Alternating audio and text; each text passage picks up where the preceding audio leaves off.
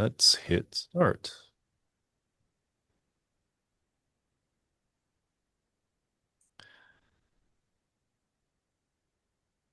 Right, I'm seeing people start to stream in. Good morning, everyone. Welcome to another edition of our weekly AVN office hours. See a lot of folks joining this week. We have Asha from Etopia Consultancy joining us. I'm very excited to have her. We haven't worked deeply together before, but I've been following her very avidly on LinkedIn for a long time, and this series has given me a great opportunity to work with a lot of folks that I haven't before. So, Asha, really good to be doing this with you today. Do you mind giving the audience a quick introduction? Yeah, absolutely. So thank you, Andrew, for having me. I'm Asha. I am the founder of Etopia Consultancy. We're a specialist Amazon agency. We have been established for over 6 years, and we dominate quite a lot in the toys category. My background is I'm ex-Amazon, which I feel like lots of us are in this day and age. But I have had, been in the Amazon ecosystem for over 16 years. I'm actually also the co-founder of Women in Amazon Business. So it's a huge networking group that we've created over the last 2 years. And there's lots of more stuff that we'll be doing in that space over the course of the next 12 to 18 months. That's amazing. Tell us more about your time at Amazon. What were your roles there? Okay, so I was part of launching FBA into the UK market, so really early on offset, and then went to work for some specialist projects at retail. So got a flavor of some of the challenges vendors had. That was a long time ago. Post that, I then went to work on the branded side. So first-handly experienced those challenges and what the impact was at retail for us. Got it. Awesome. Well, I'm really glad to have you here. I'm very familiar with Etopia and your work, particularly in the toy space. So excited to have folks get a chance to talk through your expertise. For anybody who isn't already familiar with Asha, in addition to general vendor full service and all of the things, she's particularly focused on AVS and ROI from those investments and how to get do trade between terms in your negotiation. So we have a lot of questions that you've all pre-submitted for that. But if at any time you have additional questions that you'd like answered, you can submit them here live. You can either drop them into chat or you can submit them anonymously through the Q&A tool in Zoom. So if you don't see it, it's in the menu bar. Just look for it. It should say Q&A, and then you should be able to ask questions anonymously there. But without further ado, just so we get as much input from Asha as possible, I'd really love to start with talking about how sorry, one second. I had a list of questions up here and then it went away. So let me go grab that and stop embarrassing myself. But we do have a very long list of questions that I think is going to be a good place for us to start while folks think about what they want to ask Asha. So first and foremost, a big question that that a lot of brands have is about balancing strong sales with profitability. And I think every business owner knows that those things often exist at opposite ends of a scale, and that prioritizing one often means deprioritizing the other. But specific for AVN, is there a point when poor profitability overrides strong sales velocity for Amazon, and especially in their retail formula? Yeah, this is a really loaded question, and it never has the quick or easy answer. So I'll try my best to address this. I always see Amazon as a channel that you have to measure across a length of time, and I always want to kind of dissect and say, where are you on that journey? For example, if you are a vendor that is at the launch phase out of your brands and products, i.e. year one, year two, year three, you've got to expect that profitability is going to be challenged at this point, because there's always going to be a level of overinvestment that you need to make sure that Amazon's net PPM is always highly attractive, which drives the Amazon algorithm. At this point, there is a bit of a turning point, I think, where your products and brands are in demand. Amazon now doesn't want to live without your products and brands. Let's remember, selection is key for Amazon, so we don't want to starve them of that selection. So you have a bit of weight. And this is where cost price increases that you can put through in making sure that your retail selling prices are the correct selling price that you need to. Maybe not give Amazon so much net PPM. This is where we start trying to find that balance in there. At this point, it's really important, I'd also say, to identify what are those key ASINs that are contributing to like the negative margin, and making sure that while selection is key for Amazon, don't give all of your selection to Amazon that is eroding margin. So we talk about this whole profitability and sales velocity thing. Remember, you don't have to give Amazon everything all the time. And it's very much at where you're at in the stage of your Amazon relationship and maturity to understand where you can regain control as well. I love the nuance in that answer. It's about where you are at in your own relationship with Amazon, but also about where in the product life cycle your selection is, so that if you're in that year one, year two launch phase, profit is challenged as you try to prioritize Amazon's PPM to make the algorithm do its thing. But that later on, you have a lot more flexibility. Uh, Exactly. I want to dive into something you mentioned there about don't give all of your selection to Amazon. As a former vendor manager and as somebody who's been working on the other side of the table for a while, I absolutely agree with this. But I found that for a lot of brand leaders and as sales leaders, this is a very difficult concept to accept or understand. And so before we move on, can you tell me a little bit more about what you mean by don't give all your selection to Amazon? How can somebody who is a hesitant sales leader trying to maximize sales dollars and purchase orders think about that advice? I want to take it right back to retail strategies, which actually Amazon exposes the weaknesses in businesses' retail strategies from the offset. You should never, well, as a sales leader, what I would expect is that you have very clear channel management going on. So we always have an architecture of a catalog which has tier one, which are our best sellers, and that is absolutely what you should give Amazon. I would then carry on in tiering the catalog where we will have a point of difference versus your different channels and your different retailers and distributors that you're working with at this time. So when I talk about not giving Amazon all your selection, this is because you need to price protect and brand protect your products as well. And the only way to do that is to have that cohesive retail channel management strategy. Now, Amazon vendor managers don't need to know that. You can always turn a blind eye and say, well, this is actually specific to those channels. You can explain that. And if you do then have products that are not selling through well enough, of course, you've got the opportunity to upload and react very quickly to start getting them through the sales velocity quicker on the Amazon ecosystem. But I would always hold back.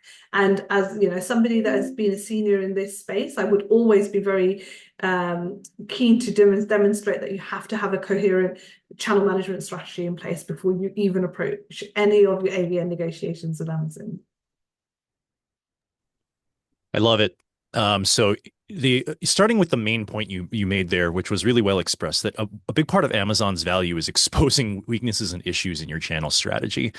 I've heard that from Flying Tiger as well, Nick and Kara, and it resonates really strongly because ultimately, at the end of the day, Amazon expects you to have perfect channel management, to your point. And anytime that you don't, they are going to take advantage of it to their benefit, of course. And your last point about Amazon not needing to know that you're holding back selection is also critical. Amazon thrives on information asymmetry. And I think a lot of us assume that the right thing to do is to share and be a good partner, quote unquote. But at the end of the day, that's not a mutual point of view from Amazon at all. So be strategic about it. Absolutely. We got a follow-up question in Q&A here. Many other online channels tend to not take your product until they see great listings with many reviews on Amazon. In that case, what do we do? Do we offer different variations of the same product or something else? Oh, that's a tough question. I can talk about this in toys. In toys, quite specifically, there are some retailers that are looking at Amazon to begin with to see the ratings and reviews. But if you're already established in that category, you should already have exposure and experience to say that this is what it will do and demonstrate in that category. So data is king at this moment. I would take data about other products, other experiences in different categories that your brands and products will have, and refer back to that before you refer back through Amazon. The other alternative is give it to 3P, get them to list it on Amazon. Don't manage it yourself.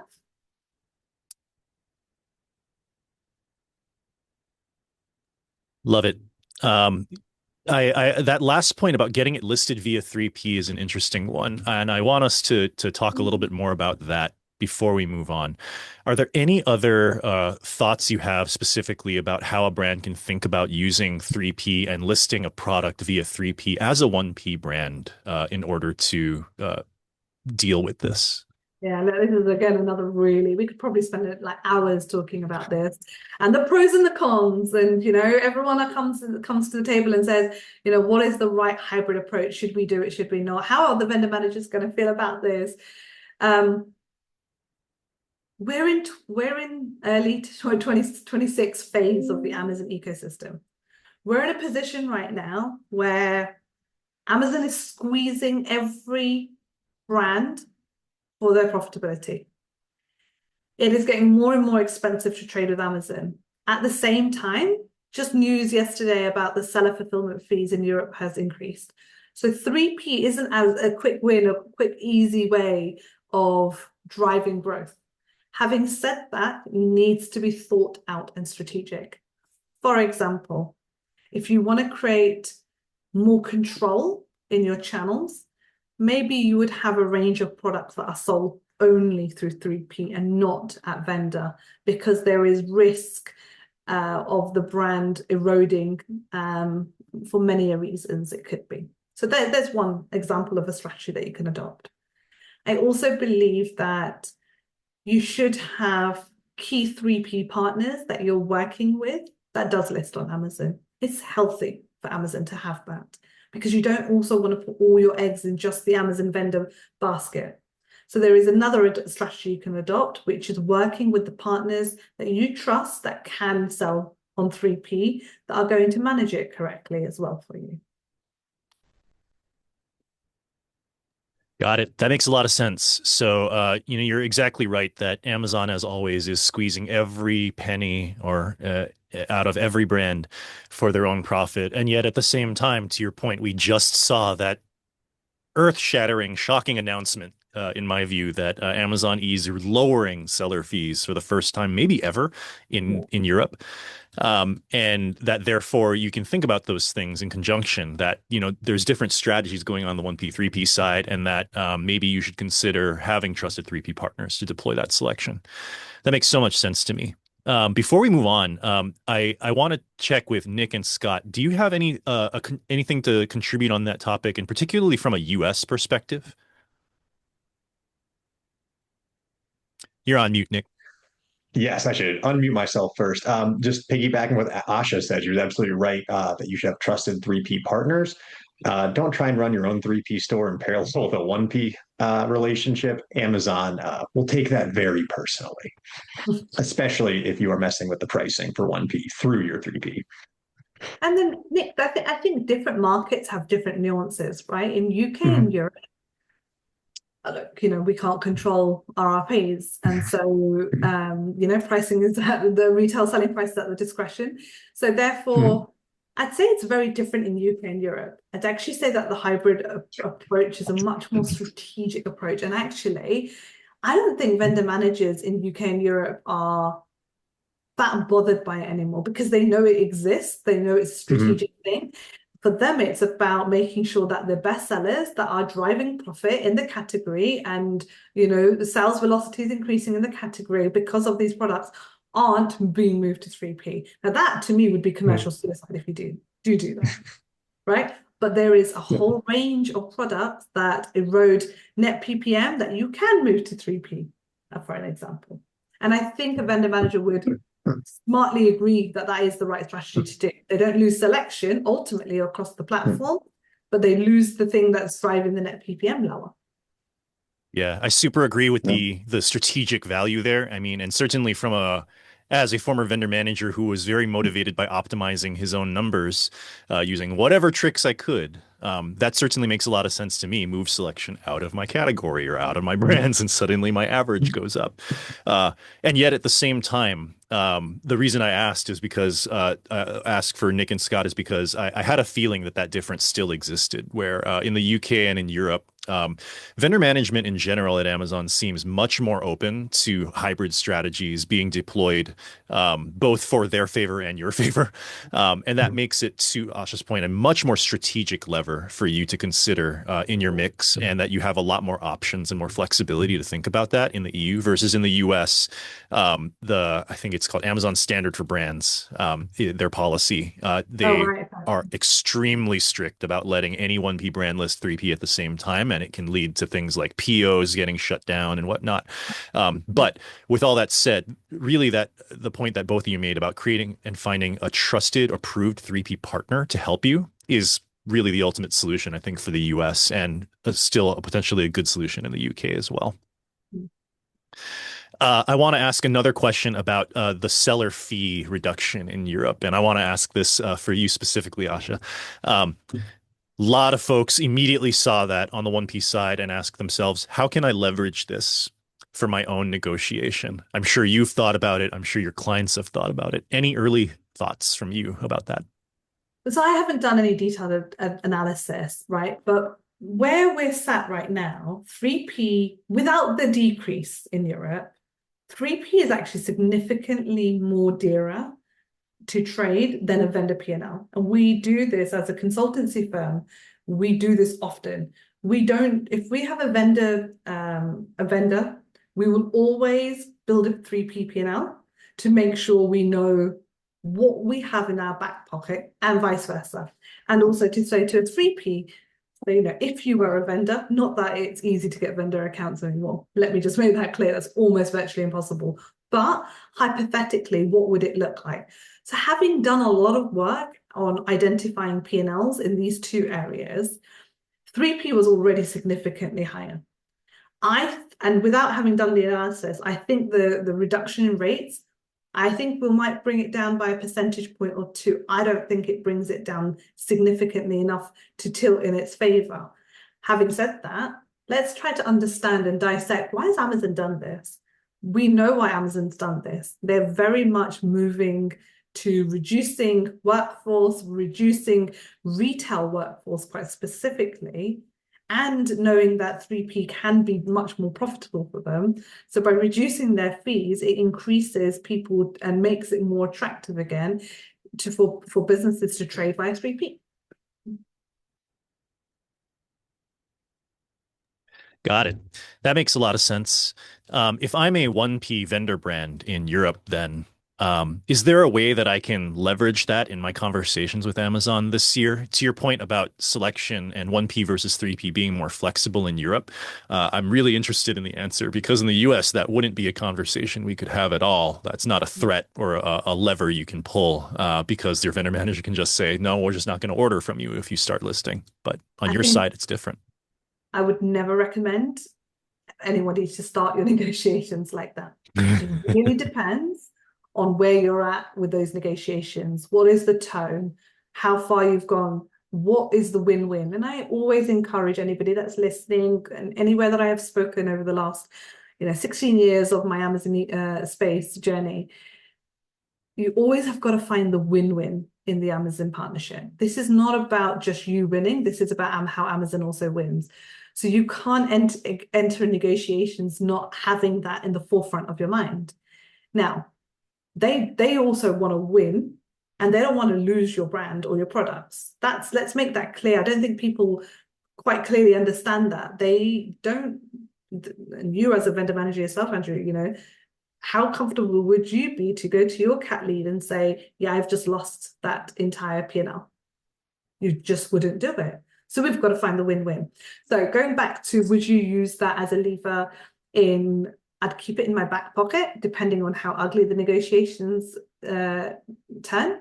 But going back to that channel management strategy, And maybe it's a lever that you pull to say, okay, I understand that these products are driving the net PPM lower, because that's the base of any AVN discussions anyway.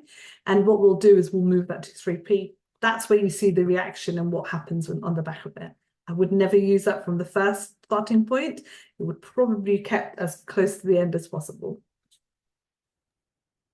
Thank you. I really appreciate the nuance and the prioritization of the tone in these conversations. I think a very common refrain that I am just as responsible for advancing is that Amazon negotiations are very data-driven and very quantitative and rational. And for the most part, they absolutely are, much more so than almost any other company's negotiations. But there's still a human being involved. And especially on the Amazon side, that human being is a W-2 employee who is in a job, or I guess not a W-2 employee, a salaried employee who is he's thinking of this as a job and as a step in their career. It is not their business. It is not their selection or their products. And even if they are completely aligned with Amazon, Amazon's success is not 100% their success. And so you always have to consider that the tone of the negotiation, the relationship that you have with these people, even if it's temporary, does in fact matter. Yes, yeah. You mentioned something really interesting about comparing 1P and 3P P&Ls in the background and showing that 3P is generally significantly higher in terms of fees for Amazon and less profitable for your brands in Europe. We had a question that I've been looking for someone to give an answer to. What tools are you using, or what techniques are you using to get to ASIN level profitability for 1P or 3P? Excel, believe it or not. Why overcomplicate everything? Excel, and having really good analytics brains in your business. That's all I'm going to say to that, because I don't think it needs any further clarification. Know your numbers, right? You should know how many units you're selling. You know what your COGS are. You know what your terms are. You should know what your seller fulfillment fees would be, or based on weights and dimensions. You know what the referral program is. It's actually quite easy to see. You don't need anything further than Excel. Yeah, keep it simple. You're not going and signing up for, crazy tools or huge expenses that at the end of the day, you're getting a start with the basics of units sold, cost to price, terms, et cetera, for the 1P side. And on the 3P side, there's plenty of fee calculators. So why overcomplicate it? This is literally what I say. And all respect to anybody that is selling a tool that does it. Just need an Excel spreadsheet. Yeah, absolutely. And I don't take it personally. We do make a tool that does it, but I am actually super aligned that in general, all analysis should be done in the fastest, most comfortable place first and foremost. And it's not until you find that those tools and environments aren't getting you to what you need that you need to look elsewhere. All right, let's keep going. We've got quite a bit more time left, which is awesome. You mentioned that one thing you're good at is helping brands understand where and how to move money from their investments with Amazon on the 1P side between buckets and maybe to places that are more advantageous for them or for Amazon. This year, going into 2026, are there any types of investments that, in your experience, you've seen Amazon valuing more than others? Yeah. So I would also say, depending on, we're a global agency, but we focus heavily in UK and Europe. So we know that the terms pots are very different in different places. Let's start by addressing head on the importance of pan-EU management. Businesses are still not astute to the fact that Amazon want pan-European relationships. They don't want fragmented relationships in different markets. And very quickly, just by opening up markets like Ireland, Sweden, Poland, which is easy to do, small investment for a brand, that could make the AVN negotiations super seamless and super easy actually to manage, just by offering that to Amazon. On the back of the question that you're asking, there are lots of investment pots that they'll ask for. What I actually find frustrating is I feel like AVN negotiations have become lazy from Amazon's side. Lazy in the fact that they don't come to the table and say, here's all the programs that you should be part of, or here are all the programs that your competitors are part of, or here are all the programs that you would benefit from being part of. What they just say is, we want more money, cost price discounts, and that's it. So quite often, having come from the Amazon ecosystem and having negotiated terms for a number of years, I always find myself saying, so what programs can I be part of? What's new? What's not new? And they always go back to the same things. AVS, and I know that is another whole loaded webinar that we could do just on AVS. PICs. In Europe, we have super PICs. These are basic term pots.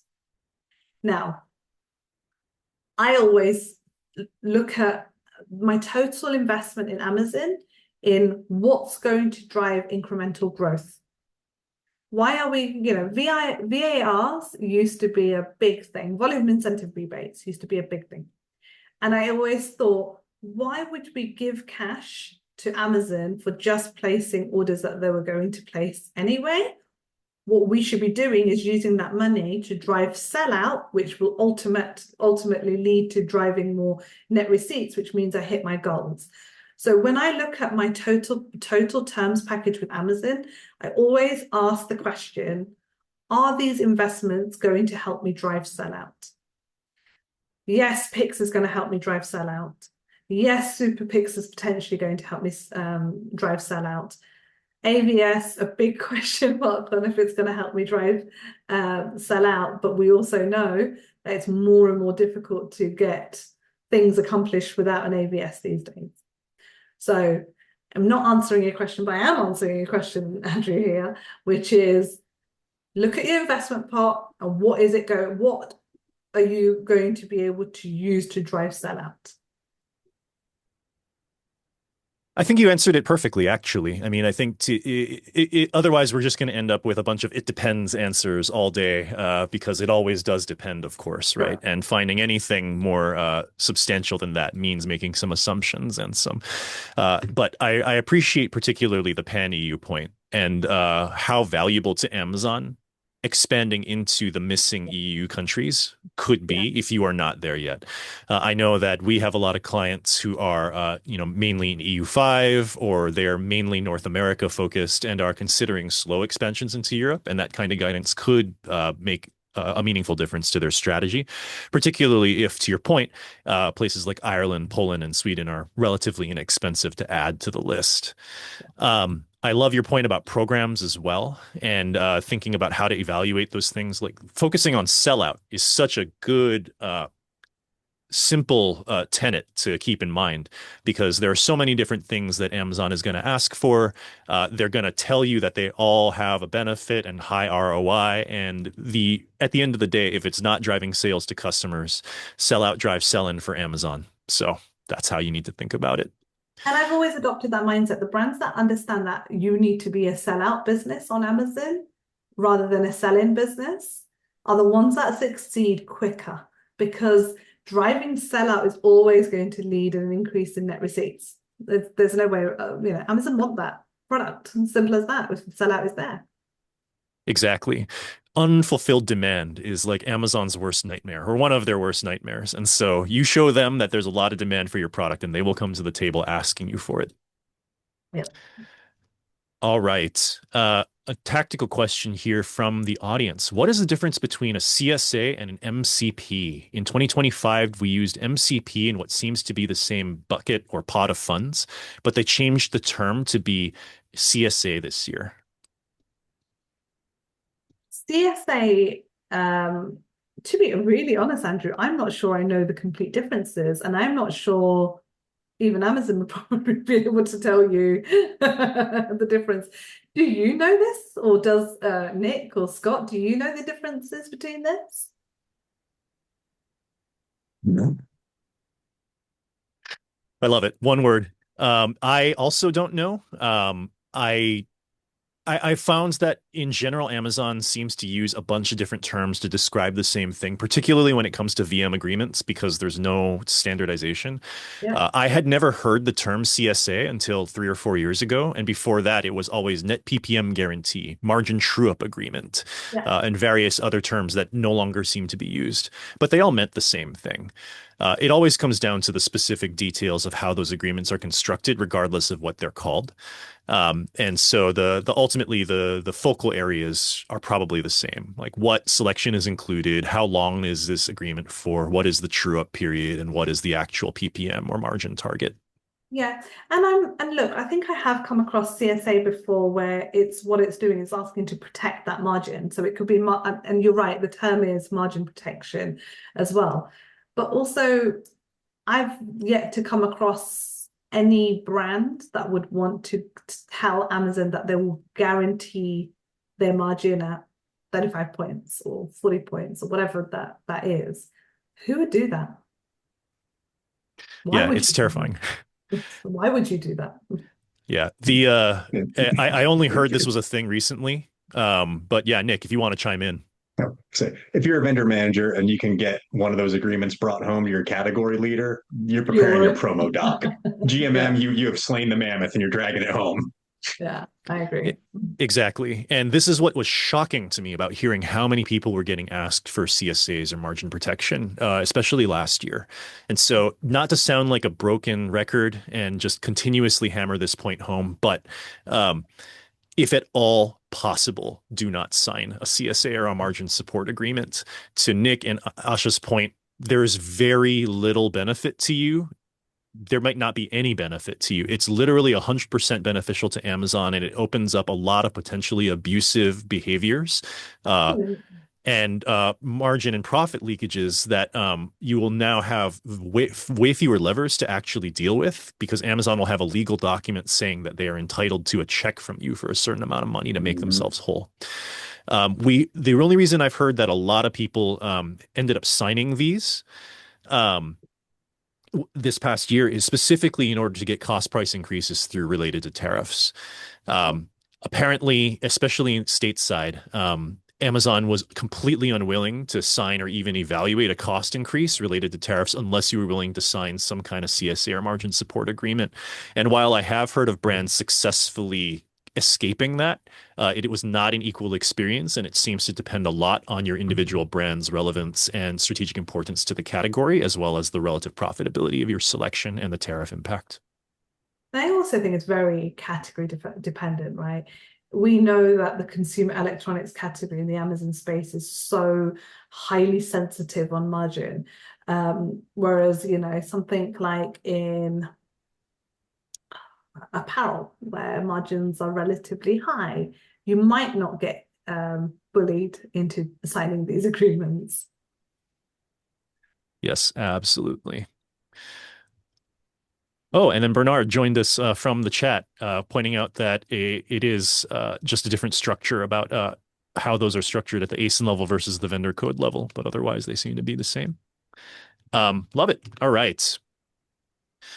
Amazon is pushing a brand for lower VLT. What, if anything, is the relationship between VLT and PPM? If you can't meet your VLT targets profitably, your PPM is going to tank. So it's volume profit trade-off, in my opinion. I would probably lean towards a hybrid fulfillment model at this time to balance both. That's probably what I would do. Love it. Nick, Scott, anything to add there on your thoughts on the relationship between those metrics and anything brands can do to think about that? No, frankly, Asha nailed it. Yep. Cool. Sometimes the answer is simple. Yep. All right. If we want to elaborate a little bit further on this, we've got to remember what Amazon's operations model is. It's just in time. So if it's just in time, it means that there's tighter inventory cycles completely. And Amazon wants to reduce their holding costs. So that's where strategies of hybrid models are so important at this point. exactly. Just in time, they don't want to hold a lot of inventory. And the second that they are holding more inventory, the more expensive it is for you, the more expensive it is for them, the lower your PPM gets. And therefore, that I think is the main relationship. Ultimately, if you have a low VLT, Amazon has to hold less inventory and they like it better because it aligns with that JIT model. So I have heard through the grapevine on something, which is, I think, one of the terms that certain categories will be pushed on is there'll be a term potentially added on next year, which will be to vendors that are consistently in overstocked positions and do nothing about it. Mm. If we take a step back again and try to understand why would they do it, it's like a working capital type of term, where what will happen is any brands that are consistently overstocked and don't do anything with that, i.e. discount, take it back, burn it, whatever that may look like, I think terms negotiations with those vendors, there'll be difficult conversations about adopting a new term and a new policy about working capitals in there. Yep, makes sense. Free cash flow priority, and therefore they're going to want return rights or destruction rights or anything else that allows them to free up cash flow.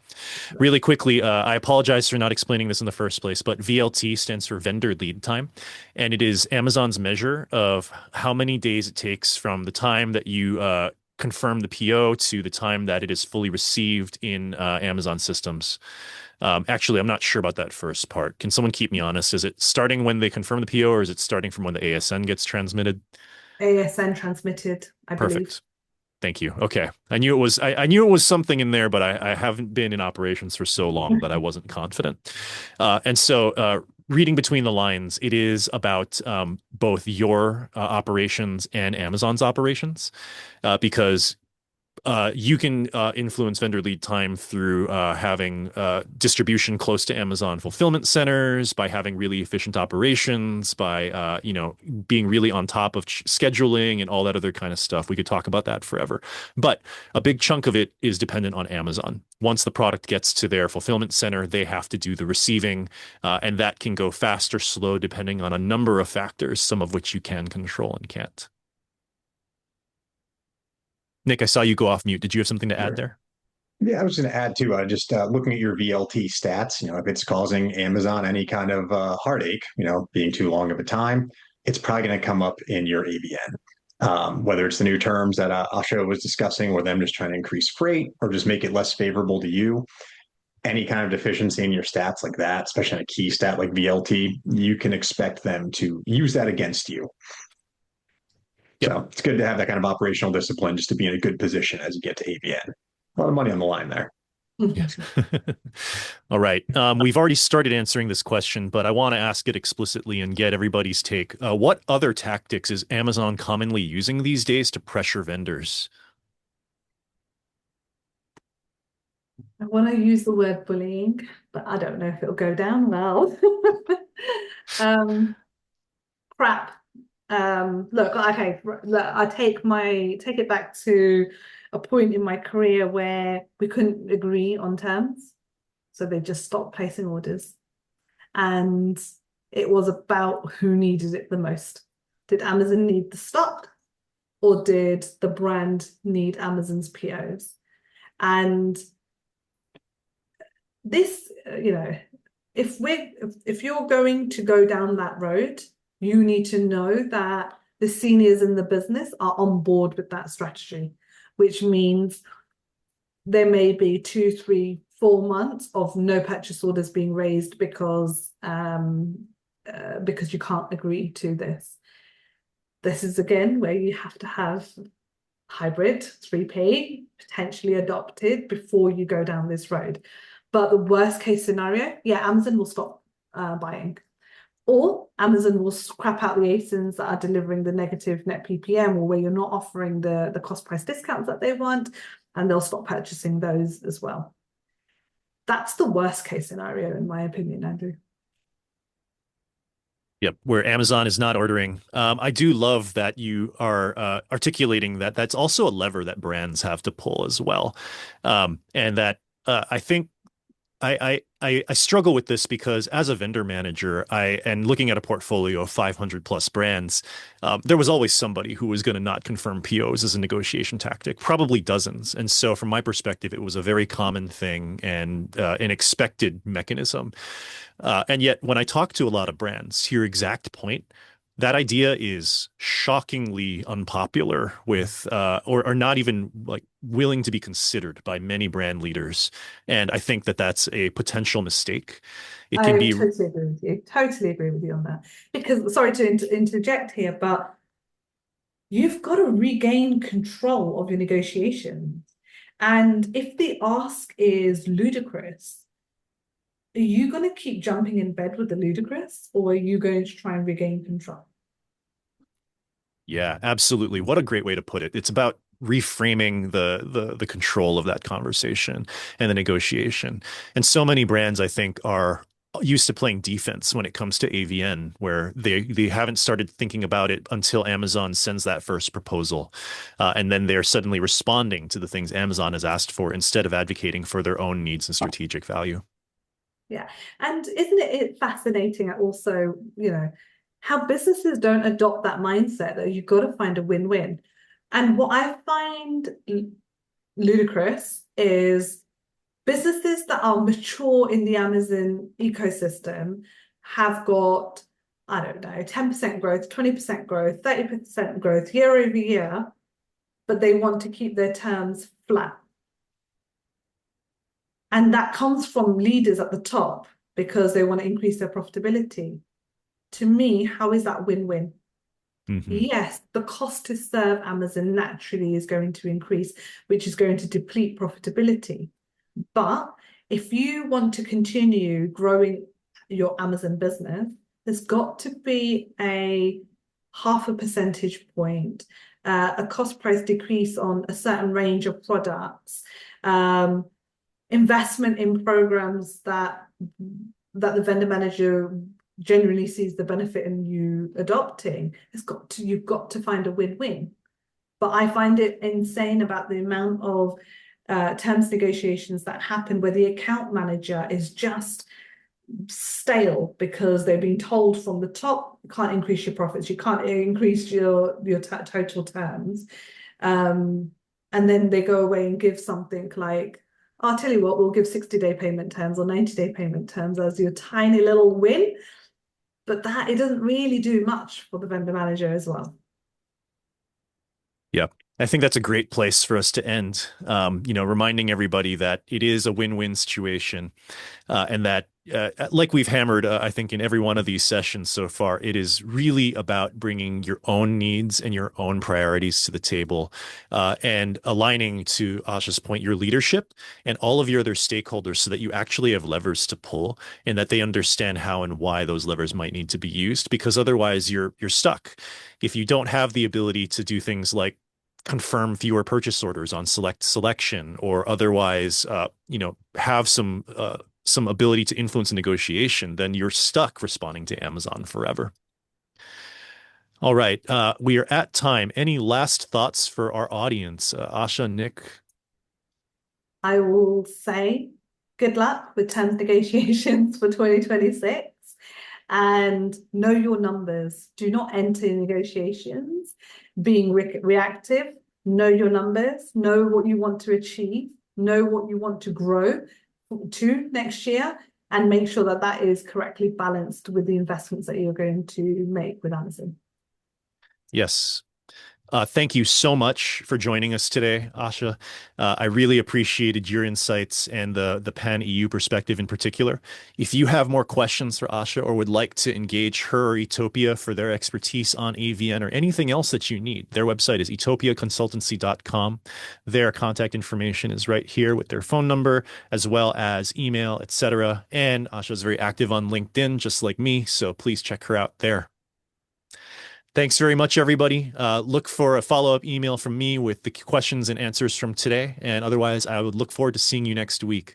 Thank you again to all of our speakers. Thank you. Take care, everyone.